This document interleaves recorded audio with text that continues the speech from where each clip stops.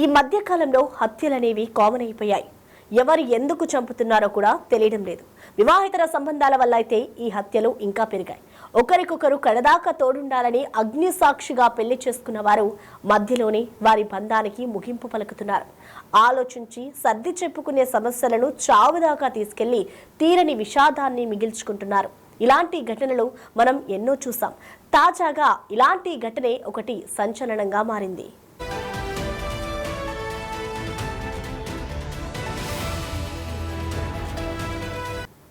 పొరగింట్లో ఉంటున్న ఓ వివాహితకు ఆమె స్నేహితుడు వాట్సాప్ లో పంపిన మెసేజ్ వారిద్దరి హత్యకు దారితీస్తుంది. తన భార్యకు వాట్సాప్ లో ముద్దు ఇమోజీ పెట్టాడన్న కోపంతో భార్యతో పాటు ఆమె స్నేహితుడిని కొడవలితో నరికి చంపాడో వ్యక్తి. కేరళని పతనందిట్ట జిల్లా కలంజూరుకు చెందిన బైజు తన భార్య వైష్ణవితో కలిసి నివసిస్తున్నాడు. వారికి 10-5 వయసు ఉన్న 2 కొడుకులు ఉన్నారు. వాళ్ళ ఇంటి పక్కనే విష్ణు అనే వ్యక్తి తల్లితో కలిసి ఉంటున్నాడు. అయితే ఇంటి పక్కనే ఉండడంతో వైష్ణవి విష్ణు తల్లితో బాగా మాట్లాడేది.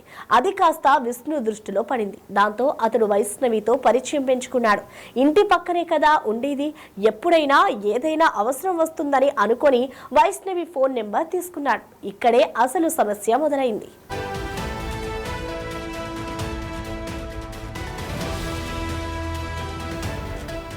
విష్ణు ఓసారి వైష్ణవి వాట్సాప్ లో ముద్దు ఇమోజీని పంపాడు. విష్ణు పంపిన ఆ మెసేజ్ కాస్త వైష్ణవి భర్త బైజు చూశాడు.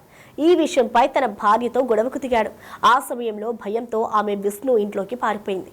దీంతో అనుమానం ఎక్కువై కొడవలితో విష్ణు ఇంటికి చేరుకున్న బైజు భార్యను పెరట్లోకి లాక్కెళ్లి నరికాడు. బైజును ఆపడానికి వెళ్లిన విష్ణు పైన కూడా దాడి చేశాడు. స్థానికులు హాస్పిటల్ కు తరలిస్తుండగా మార్గ మధ్యలోనే వారిద్దరూ ప్రాణాలు విడిచారు. ఈ ఘటన తర్వాత బైజు తన స్నేహితుడికి ఫోన్ చేసి హత్యల గురించి చెప్పాడు. స్నేహితుడు పోలీసులకు సమాచారం ఇవ్వడంతో బైజును అరెస్ట్ చేశారు.